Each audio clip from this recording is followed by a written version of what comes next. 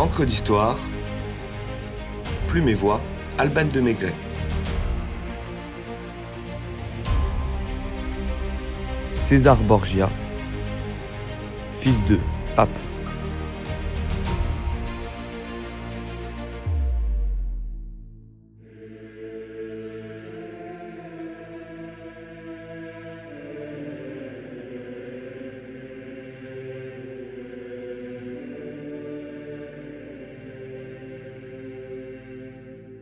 Le 13 septembre 1475, un petit César voit le jour à Rome. Il est le deuxième fils de la dame Rosa Vanozza de Catanei et de l'espagnol Roderick Jansol de Borja. La fameuse Lucrèce et un autre fils, Geoffrey, naîtront également de cette liaison, puis deux autres garçons d'une future relation de Roderick et Giulia Farnese. Profession du père, cardinal. Ambition, pape. Objectif, bientôt atteint. Pape d'oncle en neveu, cardinal de père en fils, bienvenue dans la sulfureuse saga des Borgia. Il faut remonter 20 ans plus tôt alors que Nicolas V vient de rendre l'âme et que la place de Saint-Pierre est libre. Les grandes familles ennemies de Rome, Orsini et Colonna, ravivent leurs querelles pour positionner les leurs, si bien que le conclave jette son dévolu sur un cardinal de compromis, neutre et âgé. C'est ainsi que l'évêque de Valence, Alphonse de Borja y Jansol, devient le pape Calixte III. Ces 3 années de pontificat lui suffisent pour s'enrichir et pratiquer un népotisme ardent envers 2 de ses neveux, dont Rodrigo Borgia. Les Valenciens ont italianisé leur nom, qu'ils hissent au rang de cardinal. Propulsé à la plus haute fonction du Saint-Siège après le pape, Rodrigo manifeste des dispositions politiques et administratives remarquables en tant que chancelier de l'Église romaine, mais également de fortes velléités dans la séduction de la gente féminine. S'il n'est le premier haut dignitaire de l'Église de la Renaissance à avoir une progéniture, c'est bien le seul à la reconnaître publiquement. Dans la lignée de son oncle, et animé par une ambition plus que prodigieuse, Rodrigo n'a de cesse que de promouvoir aux plus hautes positions ses enfants, appelés par pudeur neveux du pape.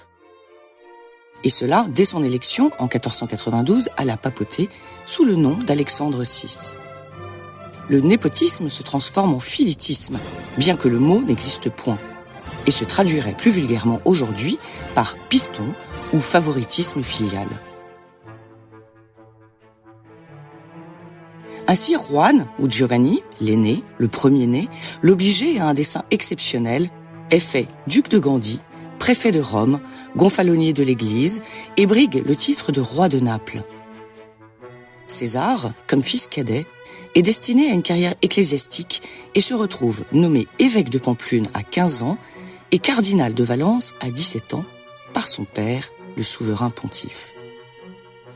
Pour autant, les goûts du second fils semblent moins portés vers l'Église que les armes, la corrida, les chevaux ou les femmes.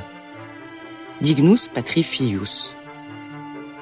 Quant à la belle Lucrèce, son mariage à l'âge de 13 ans avec Giovanni Sforza, seigneur de Pesaro et Gradara, laisse au pape l'espoir d'agrandir son pouvoir dans l'Italie centrale.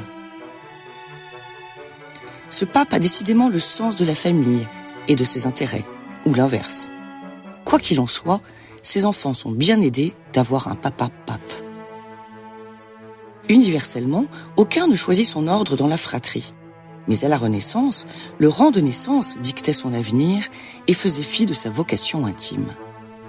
Cavalier hors pair, bel homme, de la plus élégante posture et de la meilleure éducation, César supporte mal l'existence d'un frère aîné qui occupe les fonctions pour lesquelles lui-même est né.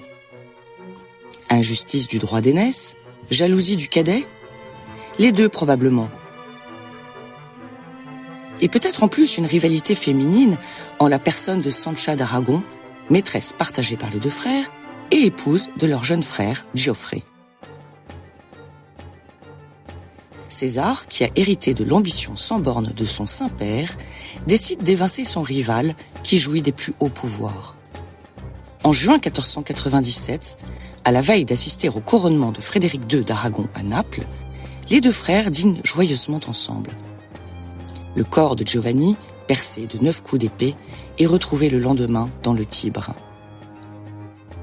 Rome entière murmurait le nom du meurtrier, mais personne n'osait le prononcer tout haut, raconte l'historien Raphaël de Volterra. L'affaire est étouffée par Alexandre VI lui-même, qui réprime son chagrin et rapporte son ambition sur César. Les partisans du fils Borgia lui attribuent cette devise lourde de sens pour un Romain nommé César. Aut Caesar, aut nihil. Ou César, ou rien. Dégagé de ses obligations cléricales, César se marie avec Charlotte d'Albret, sœur du roi Jean III de Navarre, et renverse la tendance. Il n'est point comme son frère l'instrument de l'ambition paternelle, mais utilise son pontife de père pour servir la sienne. Crée une Italie avant l'heure. Le père gère les affaires diplomatiques et le fils les questions militaires. Le projet nécessite hommes et fortune. Le roi de France Louis XII est bien malheureux avec Jeanne de France, la femme boiteuse et estropiée qu'on lui a imposée pour monter sur le trône.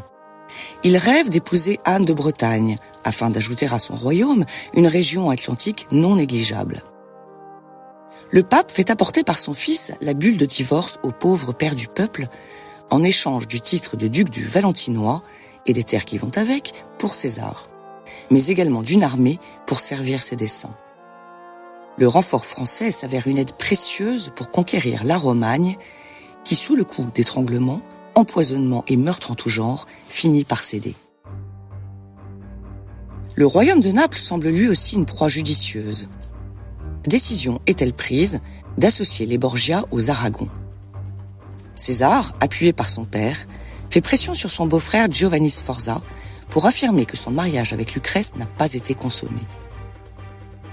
Le prince, obligé de s'incliner devant l'autorité papale, laisse sa femme enceinte d'un autre homme épouser Alphonse d'Aragon, héritier au trône de Naples selon la volonté des Borgia. César fait assassiner l'amant, Alexandre VI prétend que sa fille est vierge et le mariage se fait. La fin justifie les moyens, selon l'expression consacrée de Machiavel dans Le Prince, œuvre dans laquelle César Borgia tient lieu de modèle du tyran. Après réflexion, les Borgia, père et fils, trouvent qu'une alliance avec l'héritier des ducs de Ferrare fortifierait le pouvoir de César en Italie centrale. Seulement Lucrèce aime son mari et un fils légitime rend difficile la nullité du mariage. Le duc n'a donc aucun scrupule à faire assassiner son nouveau beau-frère afin de rendre sa sœur libre d'épouser Alphonse d'Este, qui devrait lui permettre de transformer son duché en principauté et pourquoi pas en royaume ou en empire. Famille de démons que c'est Borgia, s'indigne Victor Hugo dans son drame Lucrèce Borgia en 1833. L'intimidation et la force sur les grands princes, mais aussi un talent stratégique indiscutable, permettent à César d'unifier ses fiefs et de les soumettre au Saint-Siège. Machiavel pose un regard admirateur sur ce duc qui, selon lui, est l'exemple à suivre. César Borgia passait pour cruel, mais sa cruauté rétablit l'ordre et l'union dans la Romagne. Elle y ramena la tranquillité de l'obéissance. Un prince ne doit donc point s'effrayer de ce reproche quand il s'agit de contenir ses sujets dans l'union et la fidélité.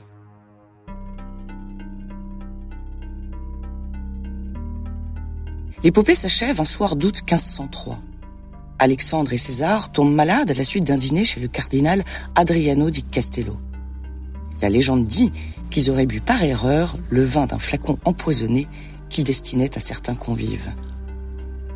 Le pape, moins robuste que son fils, ne se relève pas et meurt quelques jours plus tard. Voici l'épitaphe que Machiavel décernera au pape. L'esprit du glorieux Alexandre fut alors porté par le cœur des âmes bienheureuses. Il avait auprès de lui, empressé, ses 3 fidèles suivantes, ses préférées, la cruauté, la simonie, la luxure.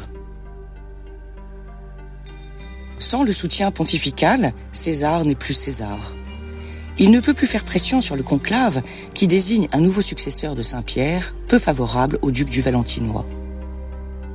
Réfugié au château Saint-Ange, il est contraint de remettre le trésor des Borgia et de renoncer à la Romagne pour sauver sa vie. c'en est fini du grand César qui est livré à Ferdinand le Catholique. Après 2 ans d'enfermement dans le château de Medina del Campo en Castille, dont il parvient à s'évader, César Borgia se retire au service du roi de Navarre, son beau-père, et tombe au cours d'un assaut en mars 1507, donnant un terme à la légende noire des Borgia. Lucrèce, quant à elle, brille à Ferrare comme protectrice des arts, mais cela est une autre histoire.